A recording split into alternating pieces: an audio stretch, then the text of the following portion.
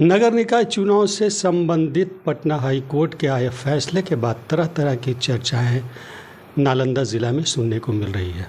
कोई इस चुनाव को टला हुआ बता रहे हैं तो कोई कुछ और। हालात ये है कि हर प्रत्याशी से लेकर आम जनों तक एक अजब सा हौच पौच का माहौल है।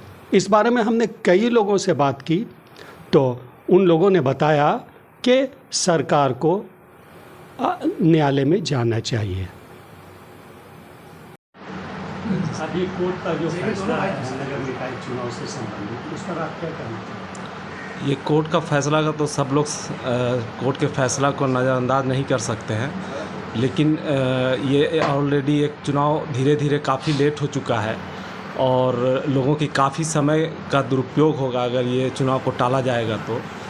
इसलिए जितने भी पब्लिक हैं और मेरा पर्सनल जो विचार है, ये राज्य निर्वाचन आयोग और कोर्ट को पब्लिक के टाइम और समय की बर्बादी ना हो, उसके तहत ससमय ही चुनाव कराया जाए। तो खर्चा भी सरकार ने बहुत कर दिया, नॉमिनेशन भी हो गया, प्रचार प्रसार भी हो गया, क्या रुकना नुकसान है कि फायदा? देखिए, खर्च तो की अलग बात है। सबसे ज़्यादा टाइम का वैल्यू होता है। टाइम से सबसे बड़ा मैटर है टाइमिंग लोग का काफ़ी है। सब लोग चुनाव की तरफ आए मतलब ये हुए हैं और फिर पब्लिक टलता है तो फिर पब्लिक में असमंजस की स्थिति पैदा होती है और विकास कार्य भी बाधित होता है। क्या नाम हुआ? मेरा नाम आरिफ अहमद खान हुआ।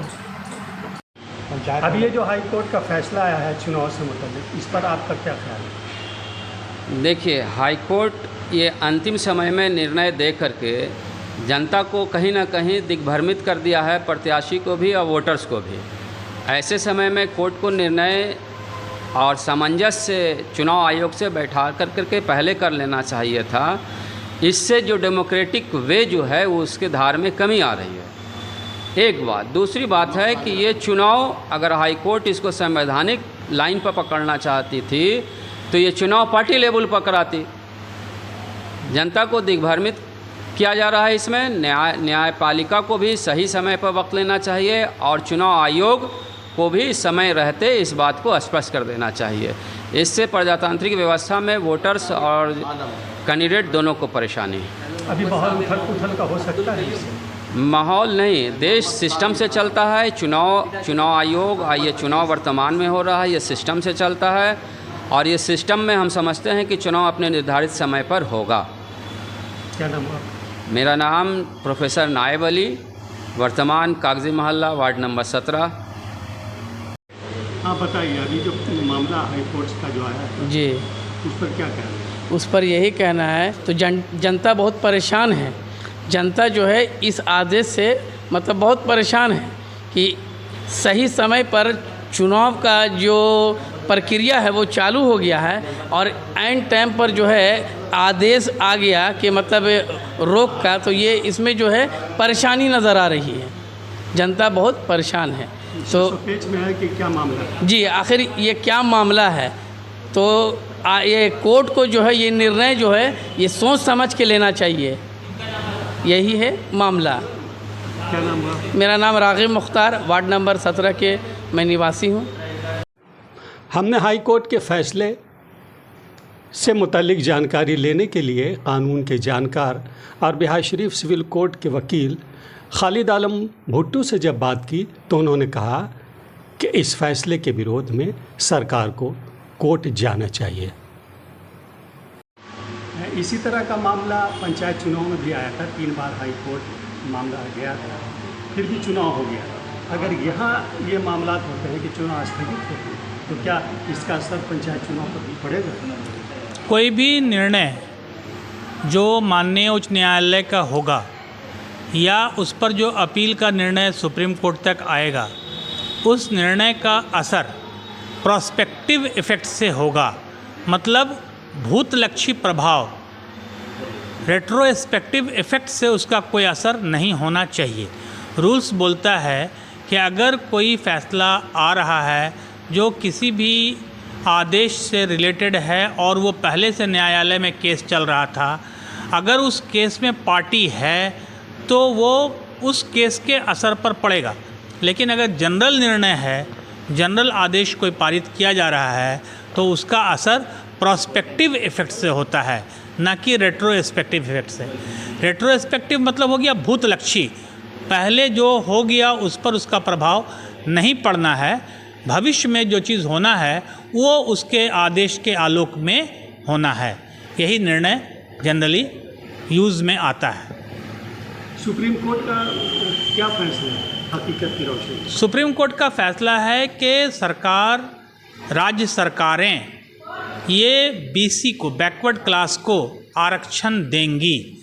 ये state principle of directive policy के अंतर्गत आता है। State principle of directive policies के अंतर्गत में कोई भी फंडामेंटल राइट्स के अलावा जो डायरेक्टिव पॉलिसीज़ आती है उस पर डिटेल्स बनाया जाता है। ये बनाने का काम सरकार का है और सरकार को निर्णय लेना है कि कौन कौन सी जाति, किस किस क्लास को हमको किस तरह का रिजर्वेशन देना है उस जाति के उत्थान के लिए, उस जाति के डेवलपमेंट के लिए।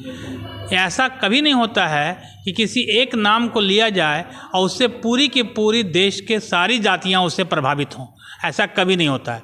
सरकार का ये काम है, राज्य सरकारों का ये काम है कि वो उसमें निर्णय करती है कि हमको कौन कौन से जाति को इसमें लाना है और कौन कौन से जाति को इसमें नहीं लाना है। ये प्योर सरकार का काम है, राज्य सरकार का काम है, जो state directive principles of state policies में दिया गया है। तो क्या ये जो अभी हाई कोर्ट ने जो फैसला सुनाया ये हकीकत की रोशनी में है या कोई नहीं, माननीय न्यायालय का आदेश तो जिस जज ने भी दिया है अपने हिसाब से उन्होंने दिया है, तो लेकिन कमेटी का गठन सही तरीके से नहीं हुआ। कौन चीज़ सही हुआ कौन चीज़ नहीं सही हुआ, ये काम तो कोर्ट का, ये इसके सरकार का काम है। सरकार कमेटी बनाती है, सरकार का काम है, वो देखेगी कि कौन सी कमेटी किस तरह का बनाया गया। सरकार की कहीं ना कहीं कोताही है तब तो ऐसा मामला है। ये तो सरकार समझेगी। अगर उनकी कोताही होगी और बात स्पष्ट होगा, दिखाएगा, तो बात समझ आएगी, नहीं तो सरकार अपील जाएगी उसको देखने के लिए। बिल्कुल निश्चित रूप से अपील जाना चाहिए। अभी नगर निकाय चुनाव से मुतल्लिक़ हाई कोर्ट का एक फैसला आया और उस फैसले के बाद लोगों में एक अजीब तरह की कैफियत पाई जा रही है कि कैंसिल हो गया, स्थगित हो गया। तो ये क्या है, मामला क्या है? ये मामला हाई कोर्ट में एक रिट आया था, 15/2/71 रिट नंबर था। उसमें गवर्नमेंट ने अपना जो जवाब लगाया है कि बैकवर्ड क्लास का मतलब है एक्सट्रीम बैकवर्ड, BC1। इसी पर चैलेंज हुआ है। BC1 और BC2 के मामले में कि बैकवर्ड ओरिजिनली कौन है। बिहार में BC1 को माना गया है कि ये यहाँ पर आरक्षण लेने के हकदार हैं। हाई कोर्ट ने कि सिंगल जज ने इसे स्थगित किया है कि अभी जहाँ पर मामला है इसको रोका जाए। सरकार इस पर अपील जाना चाहिए, चूँकि चुनाव प्रारंभ हो चुका है और सुप्रीम कोर्ट का ऐसा कई जजमेंट आया है कि जब चुनाव की प्रक्रिया प्रारंभ कर दी जाती है तो चुनाव को स्थगित नहीं किया जाना है। माननीय उच्च न्यायालय को इस मामले में जो भी फैसला देना चाहिए था, अपना स्पष्ट आदेश दे देना चाहिए था चुनाव से पहले।